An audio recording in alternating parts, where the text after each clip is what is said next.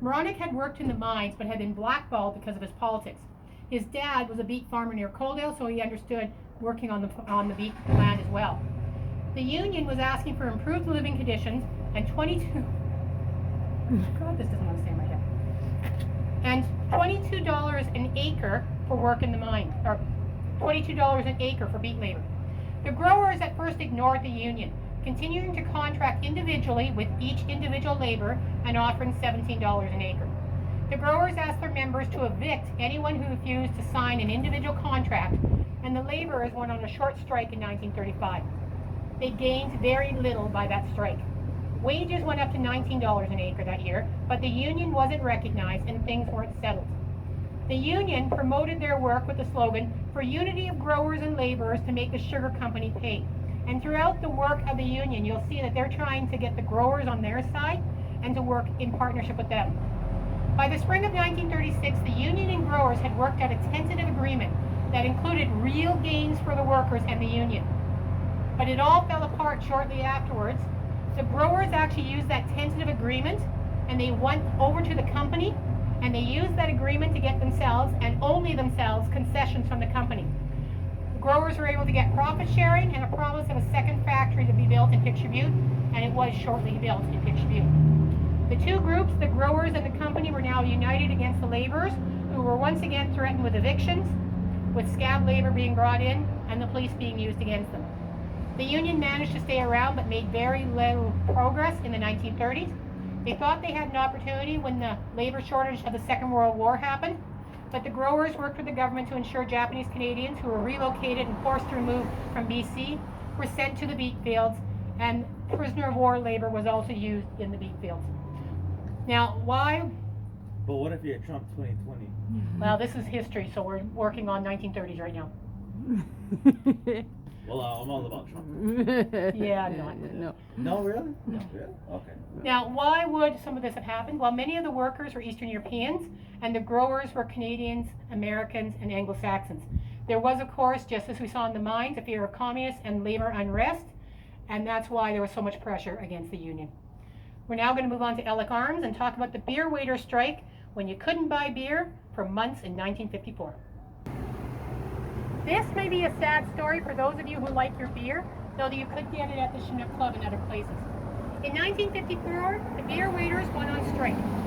Beverage rooms in all 7 of Lethbridge's licensed hotels remained closed Thursday as members of Local 54 of the Beverage Dispensers International Union walked out of their jobs at 6 of the hotels and were locked out of the 7th. From the 22nd April 1954 Lethbridge Herald. Now, one of those hotels that would have had the strike was here at the Ellick Arms, or the Hotel Alexandra as it was known at that time. The workers were striking for a 40-hour work week with no reduction in take-home pay. The Lethbridge strike was actually part of a strike across the province, and the strike lasted from April until July. In the end, very little was achieved. The workers still had a 44-hour work week following the strike at $254 a month for tapmen and $223 a month for waiters. Nothing had changed. Not every time you go on strike do you get what you want. We're now going to go a block east and actually look at the old SAG and talk about why the SAG has an amazing labor history. So we're standing here at the corner of 4th Avenue and 6th Street, 1 block north of the SAG, or the old original Lethbridge Public Library. How does a library have a labor connection? You can always tell newcomers to Lethbridge because they want to call that a Carnegie Library.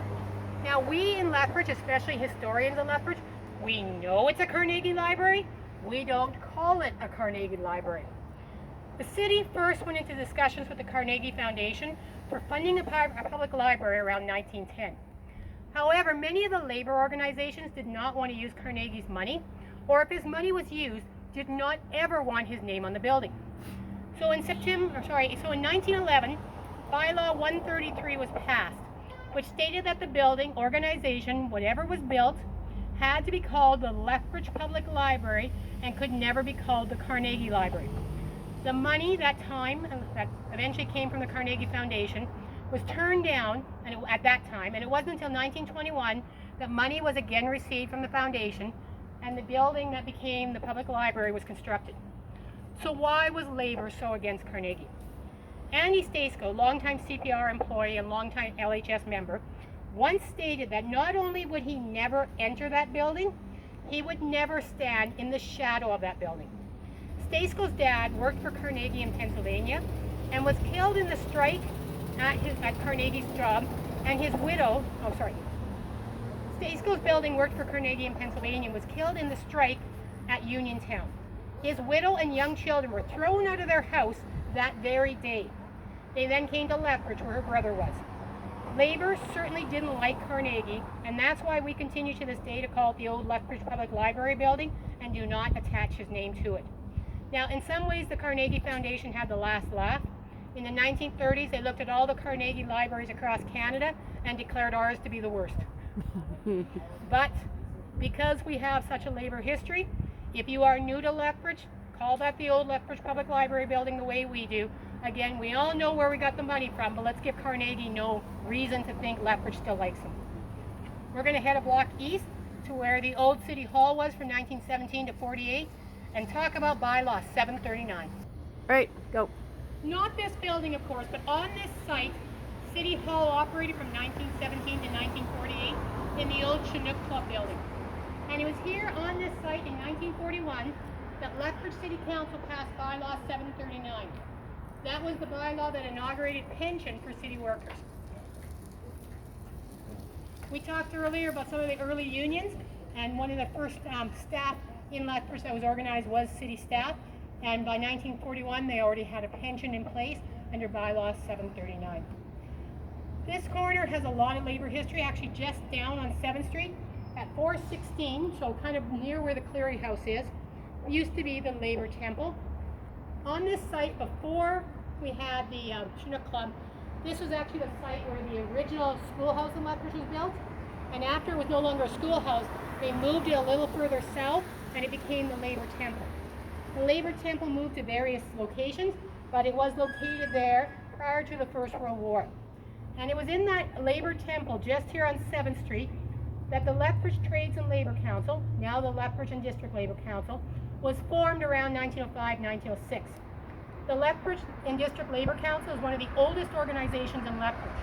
The early members of the council were the brewery workers, painters, miners, carpenters, bricklayers, barbers, machinists, printers, and others. The job then, as now, is to promote labor and workers and to advocate for better working conditions for all workers. It was also in that Labor Temple that sat just a little bit south of us, where in 1912 the Alberta Federation of Labor was formed in July 14th and 15th. 34 delegates who resolved to support each other because they knew they could rely on no one else formed the Alberta Federation of Labor in Lethbridge. Groups such as this were designed to debate policies and take collective action and fight for the welfare of all. Now, I could keep talking about the labor history of Lethbridge. As I said, it's the history of the working groups and the working class of Lethbridge, and it is a huge part of our history, from miners to firefighters to waitresses to store workers. They're all part of our labor history. But I'm going to wrap it up now, just because, again, I would never get all the story in. As always, if you have comments, if you have questions, please ask. Please also share this with anyone you think would be available or interested. We will be putting this up either on Facebook or YouTube so you can see it from different places. Now, this is our last of our monthly scheduled tours. We'll be starting on the 4th Tuesday to go back to our regular programming, but we are considering whether or not to do a tour like this in October. We have some options.